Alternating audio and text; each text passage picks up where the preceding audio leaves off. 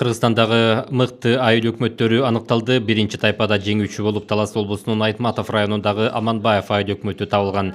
Аларга 3 миллион сом акчалай сыйлык тапшырылды. Экинчи орунду Жалал Абад облусунун Тогуз Тороо районунун Каргалык айыл өкмөтү ээлеп 2 миллион сом алышты. Ал эми Ош облусунун Чоң Алай районунун Чоң Алай айыл өкмөтү 3-чү орунга илинди. Экинчи тайпада жеңүүчүлөрдүн сап башында Ош облусунун Кара Суу районунун Жоош айыл өкмөтү турат. Андан кийинки экинчи орунду Ысык Көл облусунун Жети Өгүз районунун Барскон айыл өкмөтү жеңип алды. Үчүнчү орунга болсо Жалал Абад облусунун Сузак районунун Барпы айыл өкмөтү татып, аларга 1 миллион сом ыйгарылды. Президенттин администрациясынын ынтымак ордо имаратында мыкты айыл өкмөтү сынагынын жеңүүчүлөрүнө акчалай сертификаттарды тапшыруу аземи болуп өттү. Министрлер кабинетинин төрагасы Атылбек Касымалиев белгилегендей, өлкө президенти Садыр Жапаровдун демилгеси менен административдик аймактык реформа жүргүзүлүп, аймактарды өнүктүрүүнүн жаңы этабы башталган. 1 миллион сом байге фонду менен 3-чү орун Жалал Абад облусунун Сузак районунун Барпы айыл өкмөтү.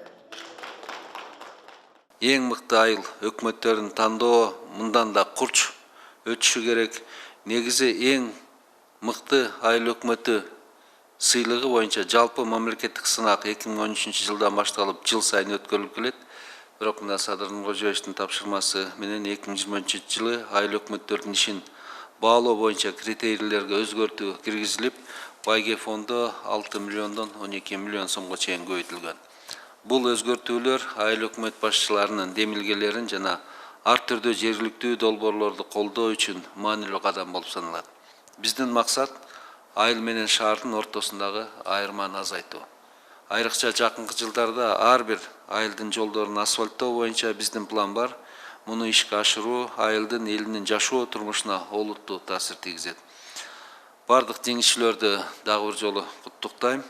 Урматтуу биздин президентибиз Садыр Нуркожоевич айткандай, айыл өкмөт башчылары өлкөнүн өнүгүшүнүн негизги күчтөрү.